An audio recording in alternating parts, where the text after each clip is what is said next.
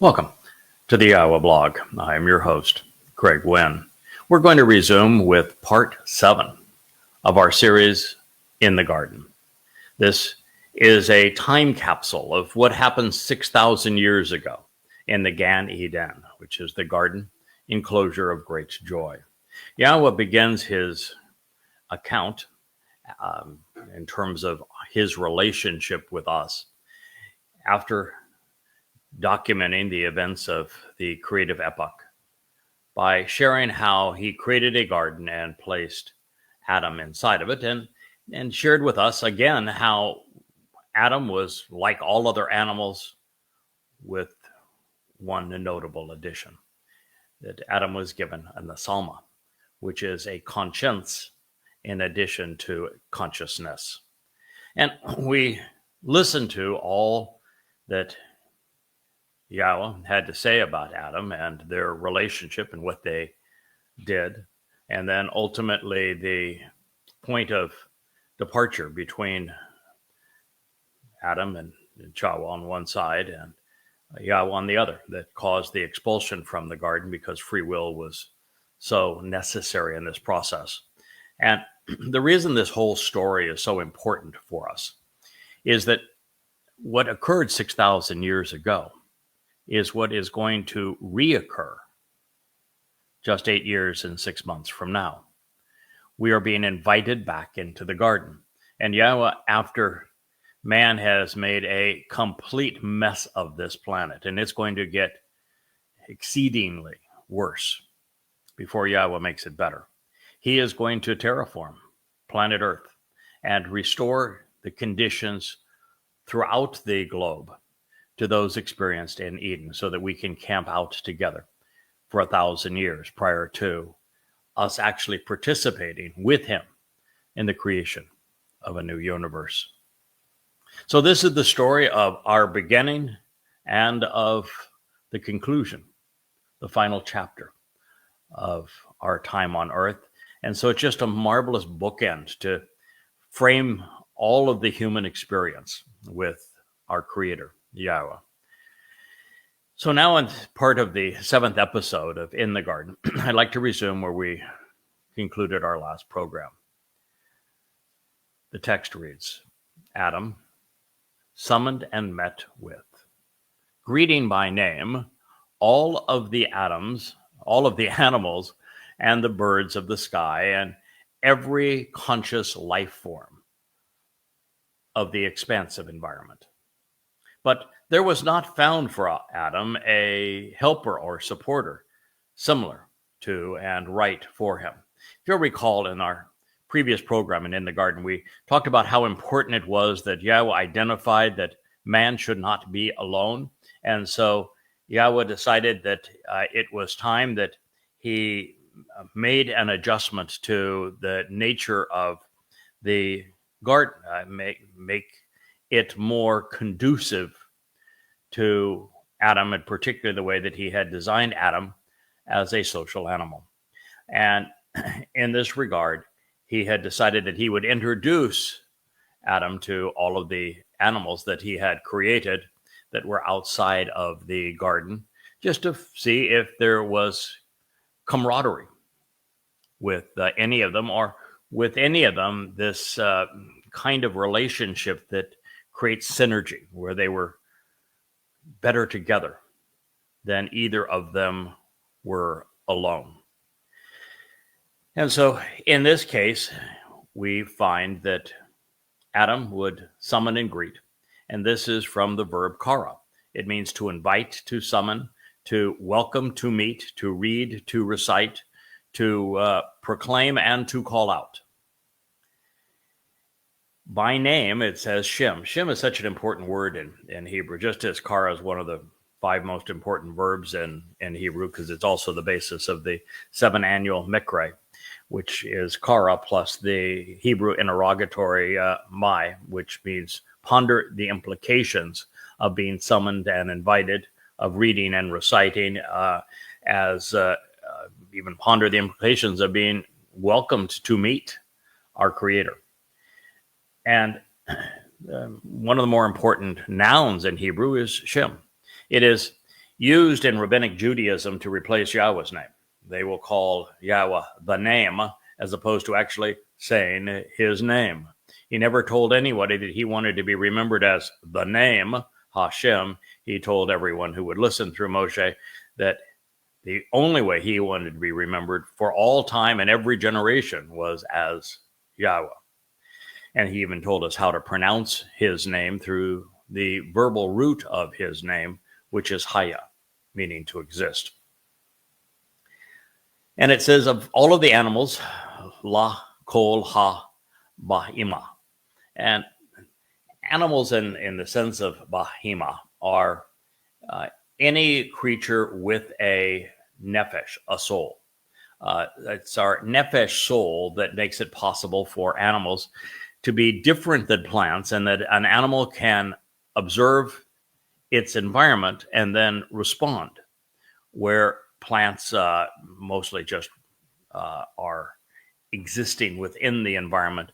They can't move or observe it or necessarily even respond to it. And in this regard, Adam and all humans are like all other animals, according to God and according to nature, in that we are comprised of the same thing, very, very similar DNA for all living animals. And we all have this, what we call the breath of life in Hebrew. The nefesh, which is our soul, which is our consciousness, is also the Hebrew word for breath. And so there could have been compatibility between Adam and the other animals, particularly since it's apparent in this scenario that Yahweh made it possible for there to be communication between Adam and the animals. So it would make the relationship more, greater depth to it. And these were every conscious life form. Now, here we have both nefesh, which is the Hebrew word for consciousness, awareness. Soul is the term most often used to convey it. And chaya, which is the Hebrew word for life. Now, when he speaks of the expansive environment, ha-sadeh, he is speaking of the area outside of the garden that would have had many other life forms.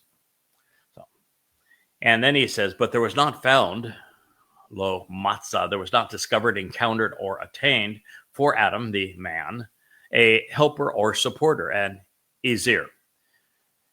And that was what he most wanted to accomplish for Adam. He wanted someone to support Adam, someone to assist Adam, someone to have a positive influence and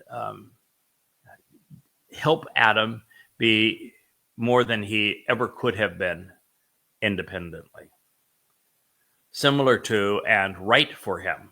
So ka neged hu.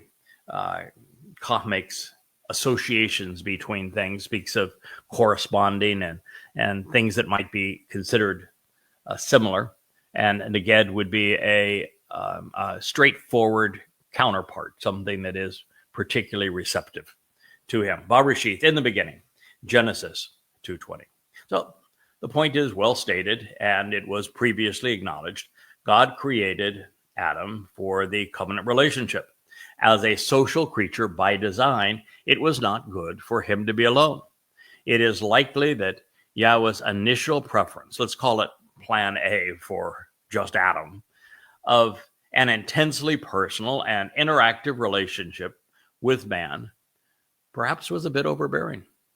You know, every time that Yahweh has appeared, even in a hugely reduced format, because all of Yahweh obviously won't fit into a person or a hemisphere or even to our planet or our solar system or our galaxy or even the universe. Yahweh has to be a dimension beyond the universe that he created. So all Yahweh won't fit into our universe, which is one of the reasons that Christianity is, he was the fullness, Jesus being the fullness of the Godhead.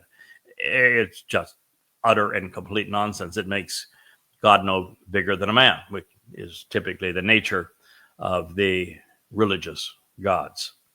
And so when, for example, Yahweh appeared directly to the children of Israel during the Exodus, early part of the Exodus, they were so overwhelmed by his light, his presence, and his voice that they say, whoa, this is too much. We really prefer not to see you again or hear from you. They were intimidated. Now, part of the intimidation, of course, was they knew that they had behaved very poorly up to this point, and that whatever the darkness in them remained was going to cause them to be irascible and argumentative and ungrateful going forward. And when you're in the presence of someone as good, as generous, as compassionate as Yahweh, that, of course, is going to be a very uncomfortable position. It's like you get caught doing something you shouldn't do, and someone turns on the light, and you turn off the light. Oh, don't look. That kind of thing is what the children of Israel were enduring, and even though Adam was entirely perfect, there was nothing that Adam could even do that would be considered bad. Still, for someone created by Yahweh in his image, in his model, but in lesser dimensions, the greatness of God is the perfection of God is going to be a bit overwhelming. And so plan A, all Adam, all the time, needed some augmentation. So as a social creature, we recognize, Yahweh recognized that plan A wasn't enough. So concerned, compassionate, God went to plan B. Plan B for Bahama, which was for all the various creatures of the open environs, which was therefore going to help fulfill Adam's need for companionship with other animals and other living souls in addition to his time with Yahweh. And while God was overwhelming for Adam in plan A, none of the Behemah were adequate in plan B. Now, the very fact that we read this would imply that Yahweh created Adam and placed him in the garden and wanted to have a one-on-one relationship with him, but found out that it wasn't enough because either Yahweh had to be with him 24/7, which gave him no room to breathe, no chance to even be apart from Yahweh, therefore no freedom, no free will, and without free will there can't be a reciprocal relationship or love. And that he went to plan B, which was maybe there's an animal out here that is going to be rewarding, engaging, entertaining for Adam, and found out there were none that were appropriate. Clearly, Yahweh either knew or could have known that he would have to go to plan C, and he would have known or could have known that plan C was going to also create issues. So that puts us in a position where if we're thinking about it, we have to accept a very limited number of options in this regard. Option number one is that, yes, Yahweh knew that plan A wasn't going to be satisfactory for Adam, and that plan B was also inadequate, and that plan C was going to blow up in everyone's face. Plan C is for Towrah. And that that he knew all of these things, but it was still appropriate to go through the process so that each of the alternatives was given the opportunity to play out. We recently faced a rebellion. And when it first came up, Yahweh said to me, just ignore it for a bit. And that is because it hadn't played out yet. It was obvious that it was occurring, but it hadn't become debilitating in terms of its kind of the mean-spirited outreach that they began to project. And so the answer was, let it play out. Yahowah knew exactly how it was going to play out, but it would not have been appropriate to expose and condemn what was occurring prior to them actually doing what it was obvious they were going to do. So yes, I knew what they were going to do. Yahowah knew what they were going to do, but you can't say that isn't appropriate until they actually do it.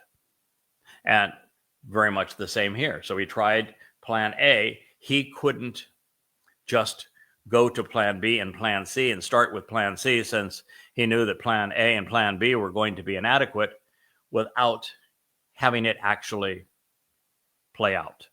And so this was an essential part of the process. Now, there's another option, that rather than knowing what was going to happen, while God could have known, he could have gone forward in time and see how all of this was going to play out. He chose not to. And I think it's highly likely that that is the case. And the reason I would say that is that if Yahowah knew all the steps along the way that take us from one place to another, he has a 7,000-year plan that began in the garden and ends with us back in the garden. And there are points along the way that God clearly saw in advance and helped position everything properly so that those seminal events would play out in accordance to our interest and his. But all of the minutia along the way isn't something that he has chosen to see or to hear. It's why he tells us on occasion, I'm aware of that, but other than that, I'm going to heaven, and I'm just not going to pay attention to this for a while. And the reason for that is, if he knew every aspect of a relationship before it happens, there would be no purpose of that relationship. Why create us to be his children if he knows everything we're going to do before we do it? It would take all of the enjoyment out of growing together and doing things together and exploring together. So God would specifically preclude himself from knowing that. There are many things that God is on record saying that he is precluded from knowing. For example, whether it be Abraham's or Moshe's or Dod's or mine, the things that we have done that are far less than ideal. The whole nature of Dod taking our guilt and depositing it into Sheol, never to be seen again, means exactly that it doesn't exist in a place that is retrievable, that is perceivable, and therefore God can't even see it. And so Abraham, who was a bit of a scallywag in some of his behavior, God still loves him. And he loves him because all he sees is a son that embraced what he was offering. And the same would be true with Yishak and Jacob. Same would be true with Moshe and Dod and yourself, if you're part of the covenant family, and myself. So there are things that God just doesn't see because he's committed to not seeing. And there's other things he does not see because he wants to enjoy them as part of the process. Well, if it's someone like Dod, or even this job that I'm doing now at this late date, he still has to know how the big events are going to play out and make certain that we're equipped to accomplish the overall mission, because otherwise it would deprive both Yahowah and Israel of what he's offering. So these are also possibilities. The third possibility is a blend of those first two, but that this whole narrative is put here for us to go through the thinking process, so that we understand these insights into our nature and to the nature of the relationship Yahowah is establishing with us. So that is not, no matter how we pursue our conclusions regarding the proper perspective on these things, we ought not disregard plan A and B. They were both exemplary. They were both wonderful. They were both exceedingly possible and exceedingly productive, pleasing. They were, however, not totally ideal or completely satisfying. But they are, in fact, still in place, both of them. Independently, intimidating, or inadequate, they are now contributory rather than abandoned. For example, to devote sufficient attention to complete, I should say, the assigned mission before time ran out. Yahweh saw to it that I was reasonably isolated. I stepped away from virtually all my friends. I even distanced myself in terms of time from my family as my children grew up and went off to college and started their jobs. And I because my ex was so depressing, I even bought houses across the country so I could be where she was not, and that gave me the ability to be exclusively with Yahweh. To get up in the morning and write, and continue to translate and write into the night. And I was very prolific when it was just the two of us. But God realized that without a female companion, a supporter, a helper, my writings would lack passion, might even lack a sense of compassion, even the proper perspective and focus, and that life would lose some of its beauty and charm, also some of the struggle. And so to write of the covenant family and to address God's great love for his people, as well as his tremendous frustration at his constantly fractured family, God would not only have to provide an ideal companion and counterpart, but he would also have to assure that I felt the sting of familiar fissures. And everyone who has been chosen to speak for Yahweh endured this. And if you don't endure it, you're just a Pollyanna out there. You're somebody without grit, somebody who can't keep it real, someone who doesn't have empathy. I mean, what's the worst thing when somebody gets themselves in a situation where life is difficult because a spouse has left them, because a child has acted in a terribly rebellious manner, where somebody that they befriended and supported turned against them, and you've never had anything but roses and tulips and daffodils and rainbows all your life. What could you possibly offer them? How could you possibly speak of Yahweh's frustration with his covenant family if you haven't experienced loss and overcome it?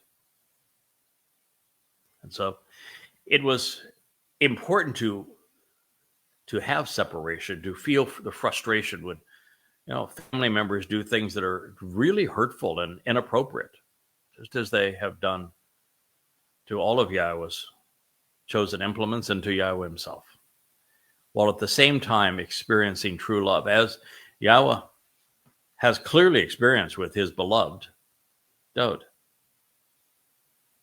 So I think you're listening to the result of the sum total of all of these things.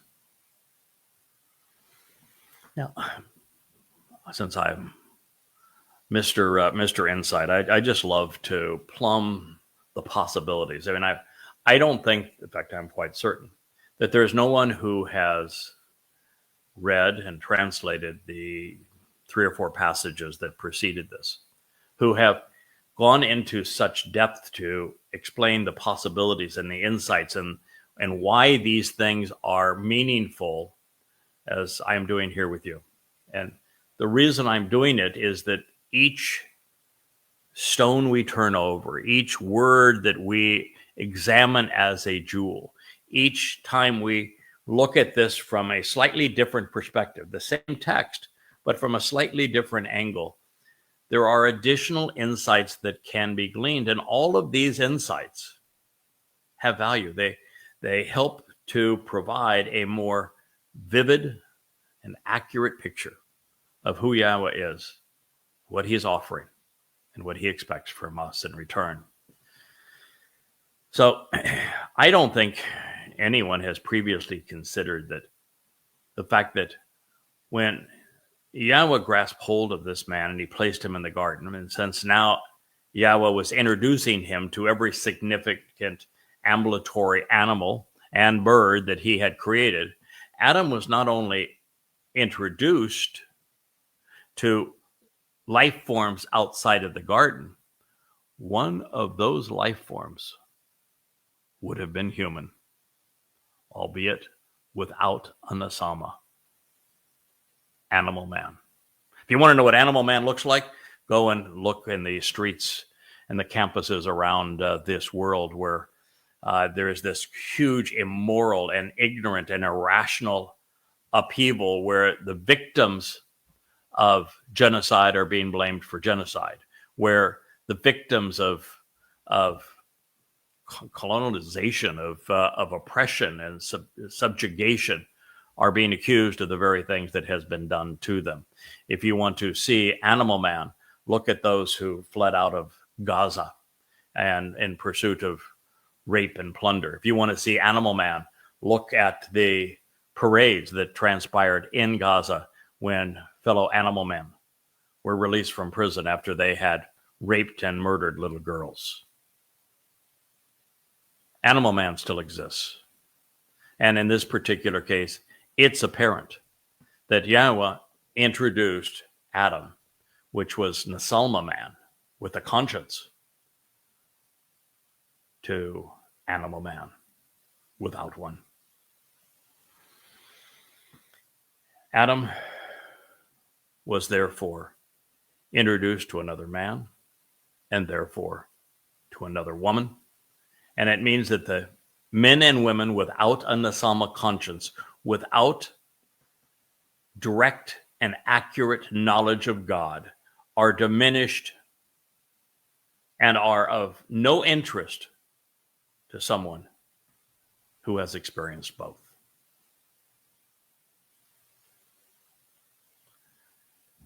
And as for those who are cognizant of such terminology, this also suggests that Adam was the first sapiosexual. Now, that's a term. My wife is chuckling because she and I are similar in this regard, which is that our connection was intellectual. We knew each other 8 years just on the internet with by no images. I don't think there was a single picture.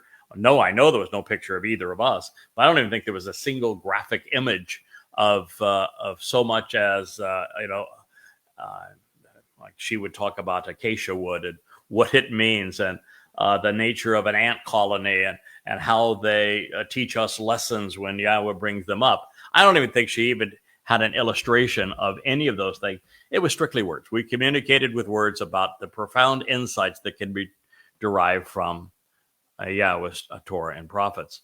And so our attraction was intellectual. And this suggests this idea that he was introduced to animal woman, but animal woman didn't have a conscience, the ability to be discerning and judgmental, be moral, and that was not appealing, not satisfactory to Adam.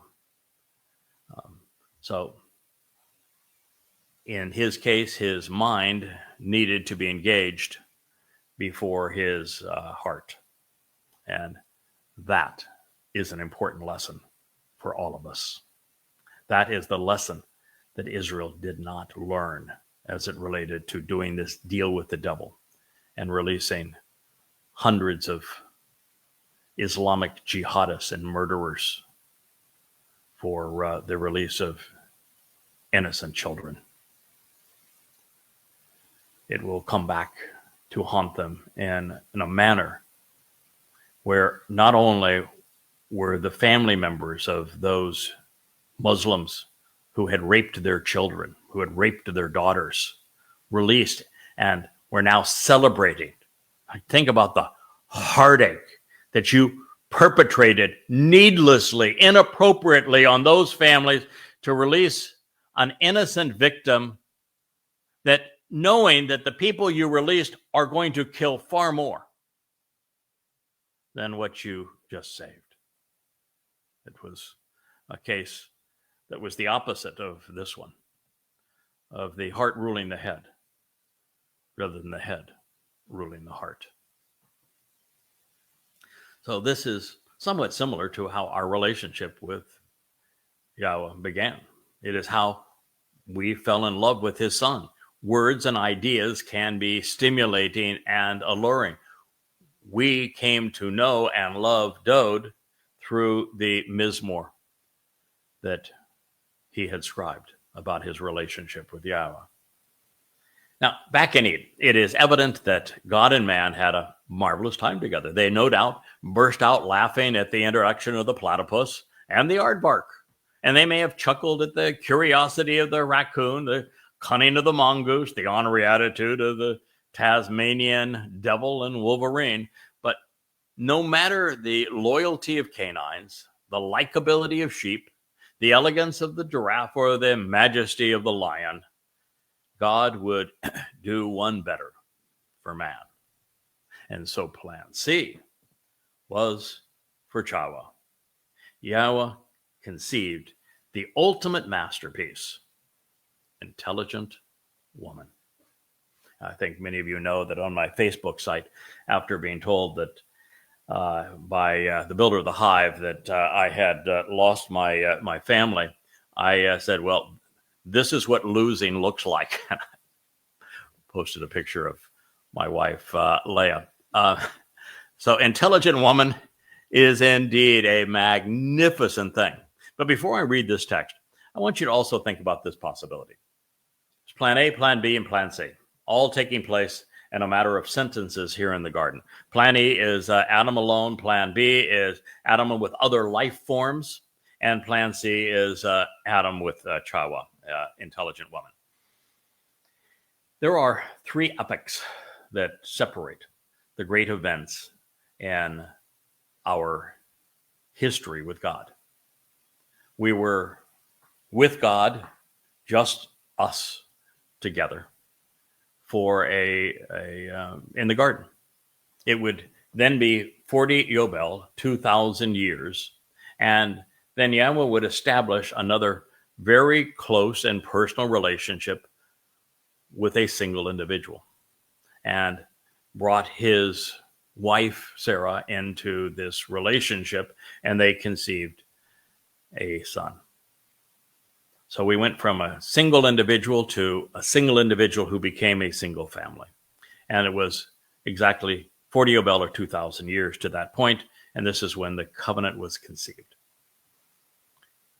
That was from 3968 BCE, year 0 Yah, to 1968 BCE, year 2000 Yah. So what happened 40 Yobel thereafter, and at the end of the second great epoch, you come to 33 CE, year 4000 Yah.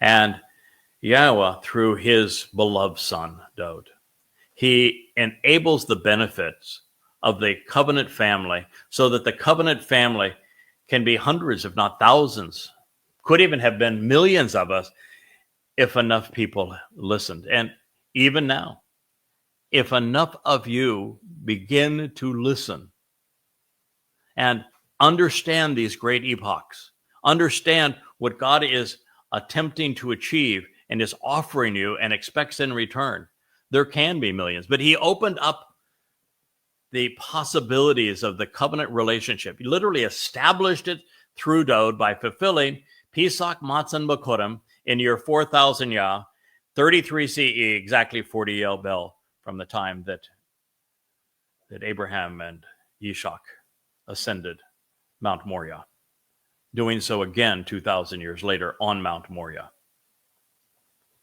the end of the second epoch. The third is just 8.5 years from now is when it will conclude. And what we find is that all along we have been inundated with all manner of animals. In fact, I don't think there's ever been a time where humankind has been subjected to more animals, ruthless men devoid of a conscience. Animal man could even be religious man. Animal man is political man. And animal man became so inappropriate that animal man essentially has to go. Yahweh has to remove religious man, remove political man, remove militant man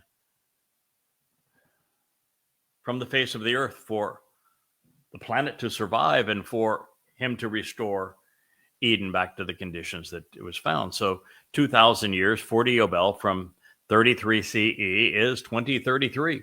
And that is when he is returning on Yom Kippurim, October 2nd of 2033. That is the third epoch where at that point, all that is left is Nesama man and woman. And this perfect relationship, ideally structured for us to get the most out of life. So it's very possible that these plan A, plan B, and plan C are symbolic of all of this and where we are going. The text reads, as a result, Yahweh Almighty caused the man, Adam, to fall deeply asleep. And deeply asleep is tahdima, to be in a supernaturally induced sleep, similar to being under anesthesia. And while he slept, he grasped hold, he selected and took one of his ribs from his side, min Tesla Hu, his bones and cartilage from near and around his lungs. And he sutured up the place beneath it with living tissue. Barashith in the beginning, 2:21. Before we go on here, some interesting insights. First of all, this time, rather than showing Adam other animals that were actually conceived prior to humankind being conceived, we were the last of the mammals God designed. Unique in that we stand upright, unique that we have to form communities and marriages, really, bonding together to create a home for shelter. And we have to raise our children so that we nurture them for prolonged periods of time. Very, very unique creature. The only one with opposable thumbs so that we could wield tools, and also with the vocal capability to communicate not only with the tools and writing, but with words. And so here we are as this upright creature, capable of all of that kind of thing. And yet these were all animals created before man, as opposed to an animal created out of man.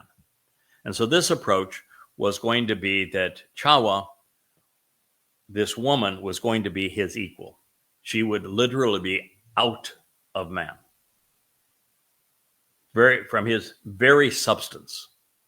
So this notion that in so many religions that men lord over women, as they do in Christianity, or that they treat women as property, as they do in Islam, is contrary to this idea that Chawa was Adam's counterpart, taken right out of his midsection, right next to his heart and right near where his lungs breathed in the breath of life.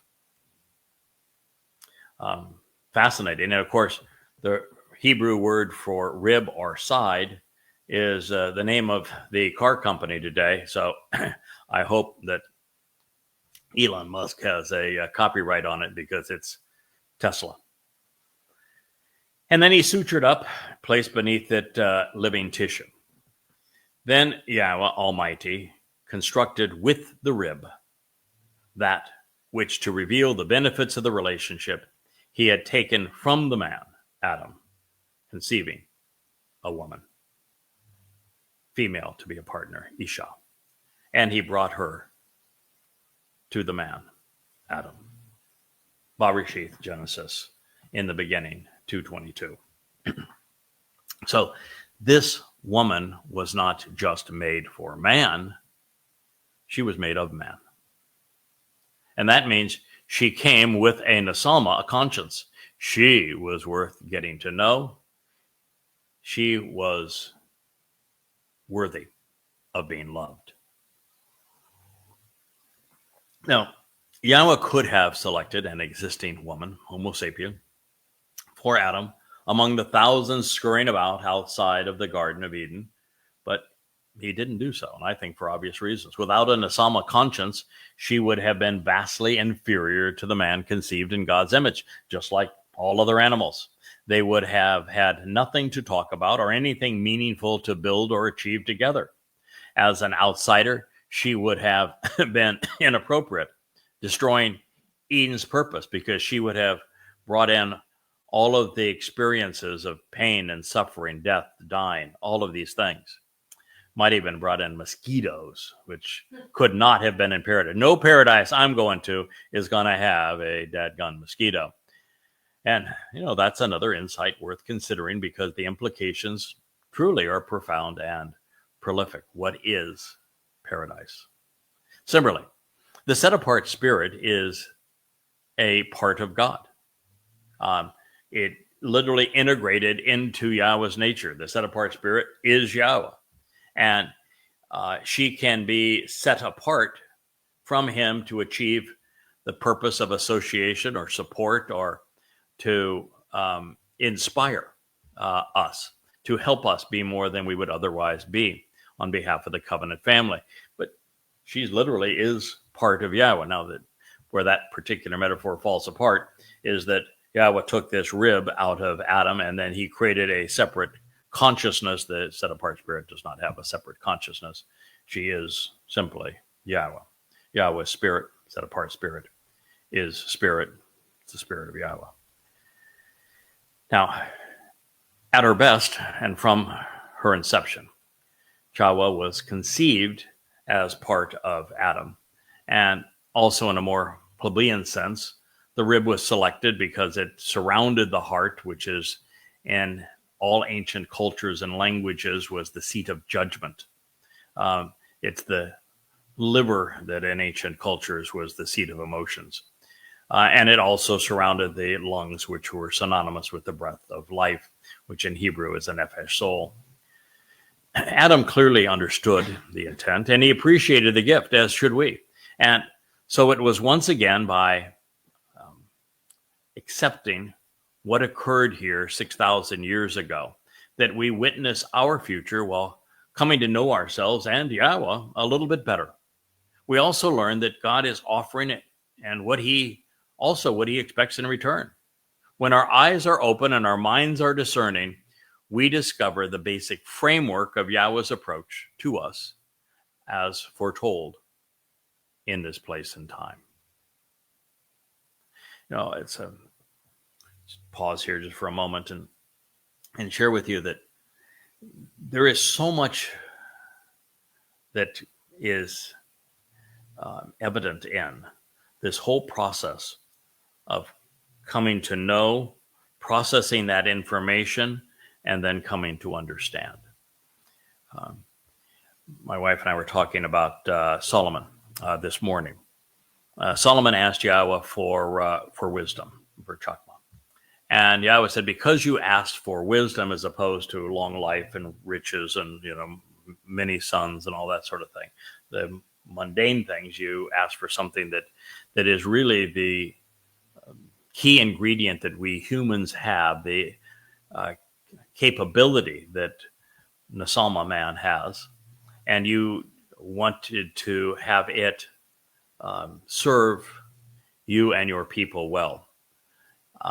that he gave them all these other things. And so you find that in the first 10 years, Solomon was really adept at using his Nesama and this very fast processor that Yahweh gave him so he could be insightful. The whole story of the argument over the baby. And he says, well, then let's just saw the baby in half. We'll give you each half of it to determine who the actual mother was. These kind of insights where when he dedicated Yahweh's home for his name on the top of Mount Moriah, and then he explained the arrival and why it was important of the Nakri, the observant foreigner for God's people at this time. Brilliant insights. But somewhere along the way, he stopped using his Nesama. He stopped capitalizing on Chakma. And this fact is, he still had a fast processor, but if you don't use it with the right perspective, with the right attitude, it can lead you astray faster than anything. It's like a supercomputer, but is processing all erroneous data. And in Solomon's case, he was processing the data that he was inundated with all of the foreign women that he brought into his harem that were exceedingly religious. And so it was clunk, clunk, clunk, clunk, clunk, fast, fast, fast, but nothing but rubbish on the output. Garbage in, garbage out. It was just that in his case, it happened a little faster than it would happen with other people. And it's very much like, therefore, Solomon is the embodiment of Yisrael. Jews have 15 IQ points on average above normal people. And if you realize that the average is 100, the average Jewish IQ is 115. That's why there's a ridiculously disparate percentage per capita of the most acknowledged inventors and award winners in human history that are Jewish. And you can compare that to very similar ethnicity with the Arabs. And the average IQ of Muslims, Arab Muslims, is about 70. And the average IQ of people in general is about 100, and of Jews, average is about 115. And so God gave his people a fast processor, the ability to be discerning and to exercise good judgment. But you can be exceedingly bright, as so many people are, and render immoral and irrational decisions. Because there has to be something more to it. There has to be this Nesama functioning as a conscience, this ability to differentiate between right and wrong, good and bad, fact and fiction. And so few people have that today. They don't review information judgmentally or morally. And that's what happened with Solomon. That's what's happened to a large extent with the Jewish people. So, in this particular case, we know that Towrah had an exceptionally fast processor because she was given a Nesama. Unfortunately, she didn't exercise it the way she ought to, and it would run into trouble. But at this very moment, then the man said, so this is Adam's now response to the gift of Yahowah, Towrah. His eyes and his heart and his little mind, they were just running a million miles an hour. He says, this is the way to conduct one's life. This panam is the pattern of behavior to be followed, the motivation to push forward. This is the persistent heartbeat of life. It's the stem, it's the essential nature, the very skeleton upon which human life hangs, the substance and essence of an upright life. Out of my essence, my esteem, my very bones, and essential human nature, a living being capable of communicating intelligently, a bashar, for my desire to share positive thoughts with humanity. Again, men, Bashar, Ani. For this reason, she shall be greeted, welcomed, and called Kara, woman, Isha, because out of man, Ish, she was taken. Lakaksh. This was obtained, selected, and received. Barishif, in the beginning. Genesis 2:23. Best gift ever. One of the great speeches of all time. Yeah. I was really talk about getting your act together. I mean, that is really an impressive statement, and there was even a prophecy in it. So it's impressive. So let's just run through it again, just because it is. It's just one of the great responses of all time. I might have just said, "Wow," or "Oh, ho, ho." I like, but can you imagine? You're a guy. You've been all alone. All you've seen is is rabbits and putty cats and platypuses, and up walks Yahowah, and I'm sure his eyes, they bulged out and said, "You, wow!" But you'll notice he hadn't even said a word to her yet. So some of this was definitely projecting. He was projecting what he thought that Yahowah was going to be providing for him, since Yahowah had said, this individual I'm creating for you is going to be mutually supportive.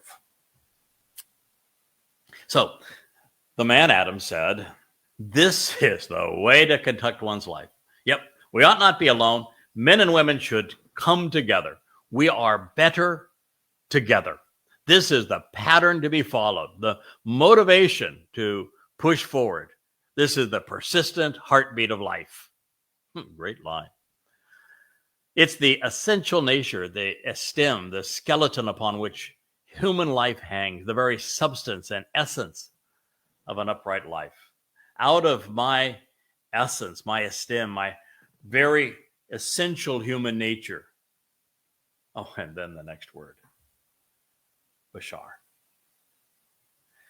Bashar in Hebrew as a noun is typically communicated as flesh, body, animal nature, or even as human, depending on its context. Bashar. But that neglects the fact that virtually every Hebrew noun is defined by its actionable root. And Bashar is a verb. As a verb, Bashar means to communicate intelligently. It's to herald a message. It is to proclaim the good news. It is to be even verbose, to use and to wield words wisely. The one who makes an announcement and proclaims the message that the world needs to hear is a Bashar. The Bashar really works beautifully too in Yahowah's overall plan. There are a number of men who were Bashar, who communicated God's message intelligently. An example would be Moshe, who led the children of Israel out of religious and political slavery and to the edge of the promised land, but whose nefesh was able to tour the promised land, but whose Bashar was kept from it. And it was kept from it because he missed an insight, and I don't know how he would have ever known this was important. But he lashed out at and struck the crag that through which the living waters would emerge, rather than speaking to it. And so his Bashar was left out of the promised land, while his nephesh was flown all through it. He got the greatest tour of the promised land and the history of humanity because Yahweh exposed the entire thing to his nephesh soul. But his bashar was left behind. Then we get to the second man, who was also a Zeroah, cultivating the ultimate harvest, the sacrificial lamb of God, Dod. Dod's bashar was used to fulfill Pesach. And then Dod's nephesh would go on to provide us with the ultimate gift to perfect us by taking our guilt into Sheol, and then his nephesh returned to the Father. And of course, Dod was the ultimate bashar in the verbal sense, and that he did the best job of intelligently communicating the message that God was conveying to humanity. A bashar in life, a bashar through the mikra. So there is the third Zeroah. His title is that he is the bashar of Dod, the bashar of Yahowah. His job is to herald their return, to herald their accomplishments, to awaken Yisrael by communicating their message, father and son's message, intelligently. Even Moshe's and Dod's and Yahweh's message as intelligently as it can be conveyed. He is the living embodiment of bashar as a verb. And wouldn't you know it, he too is going to offer his bashar, physical body, on Towrah to prepare the mortal remnant of Yisrael to celebrate life forever in Yahweh's presence. So they're prepared for the return of father and son. Bashar is not just written here, it's written back to back. Bashar, men, Bashar, Ani. Out of man would come the Bashar, herald, to share these positive thoughts with humanity. For this reason, she shall be Kara. Kara is the basis of Mikra. It's Mikra, as I said moments ago, is the interrogatory my, which means to ponder the implications of something. Kara, being invited, summoned, welcomed, to meet, to read, to recite, to proclaim, and to call out. So she shall be greeted, welcomed, and called. Kara, invited and summoned, designated and known as woman, Isha, a female, because out of man she was taken. Ish and Isha, the difference is the feminine ending with ah. And we see Isha presented throughout the Kara, the Mikra, as something that we are asked to approach and come near. And there are, with the same letters here, we have two ways of defining Isha. Isha, written exactly the same way, is woman, female, or fire. Ish is masculine fire. Isha is feminine fire. Ish is masculine. Isha is feminine. And so we are invited to come into the more feminine aspect of Yahweh's light during the Moed Mikra.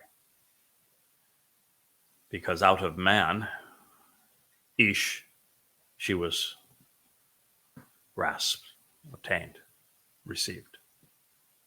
It's really a stunningly beautiful statement. One of the most brilliantly written and presented anywhere in the Torah. So it means that Adam was obviously very bright and articulate. It has been my observation as I look at written texts, which memorialize human intelligence, because words are the ultimate tools and they are the symbols of our intelligence. I look at what was written 3,000 and 4,000 years ago, what was written 1,000 years ago, what was written a few hundred years ago, and what we write today and our tweets and our sound bites.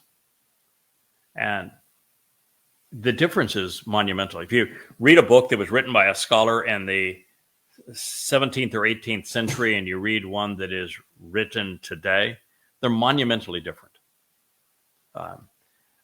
I like to write long sentences because I like the ability to shade every nuance in that sentence so that you see how the big picture all comes together and how these things are related to one another. But people can't process long sentences anymore. And a few hundred years ago, you could write a sentence that was a paragraph long. Today, you get beyond 6 or 7 words and people are choking on it. Back in the day, a paragraph could be 2 or 3 pages because all of these thoughts were related. They all belong together. But if you create a paragraph now that's more than 3 or 4 sentences, you'll have lost most readers. If you look at the vocabulary used in the 16th, 17th, and 18th century, I've got a fairly robust vocabulary, and there's words I have to look up. And now I communicate, and I'm constantly told people have to have a dictionary and other tools beside them just to know what these words mean. We have degraded intellectually. We have devolved. And so Adam was clearly very bright. He was clearly articulate. Now, going back at that time, I might have been way too distracted. My wife will know with the accoutrements to be lucid. You know, she will walk up sometimes and do a quick show and tell, and she just seems I turn into mush. Just the yowza might have been my the best I could have done at the time. So, can you imagine being introduced to someone so beautifully, so perfectly designed, so intelligent and conversant, although he had to assume that because he was projecting what he had experienced with Yahowah on her. And so helpful and fun, again, he's projecting what Yahowah had been like with him and had told him he was going to do. But projecting what he perceived God was going to do and this visual image that he now had before him, and him telling you that, God telling you that he created her especially for you. This is your gift. Goes right back to the thing I tell Leah, my wife, all the time. She is God's gift to me. And she wants to argue this point needlessly and say, no, you're God's gift to me. And no. Says it right here. That's the end of the argument. You're God's gift to me. So I don't know if anyone of us could have done as well. In fact, I'm certain there's none of us that could have done that well. Even with 1,000 tries, we couldn't do as well. Plan C was a winner. Well, at least initially. Adam had been taught by the best. His declaration, this is the way to conduct one's life. Its essential nature. This is sublime. He is saying that together a man and a woman serve as a picture of the covenant, which is the entire reason for the creation of the universe and the conception of life. And this is why Bashar is a living being able to communicate intelligently. It was Adam's Bashar desire to share these positive thoughts with humanity. Bashar is as much about being comprised out of living tissue as it is being filled with meaningful and uplifting words and ideas that we want to share. Therefore, to tell his story in a way that we could not miss, woman was created to live with man. We would understand love. We would value affection. We would appreciate a caring relationship. We would come to enjoy stimulating conversation. We would also appreciate the merits of working together to achieve something worthwhile. And what could be more worthwhile than conceiving and raising children? More than this, together, men and women would build a home, conceive offspring, raise them. They would teach and guide their progeny, lifting them up so they would love Yah. This man, this woman, were the essence of the Bereth. It is estim, the very foundation for living, the essential substance of an upright existence. Estim speaks of our backbone, and pa'am, the way we should conduct our lives. Each word is a diamond, radiating the full spectrum of the rainbow. Now, this is probably a wonderful spot for us to pause. Looking forward to taking you into episode 8 of In the Garden, because this is exciting. There's so much we can learn. We can celebrate life with our very Creator in the very presence of Him conceiving the ideal relationship with us, letting us know why we are here, who He is, what He is offering, what He expects in return. How do we get the most out of life? How do we give the most back and advance the purpose of life? It's all here for us to consider. Well, I am Craig Winn. This has been episode 7 of In the Garden as part of the YAHOWAH blog.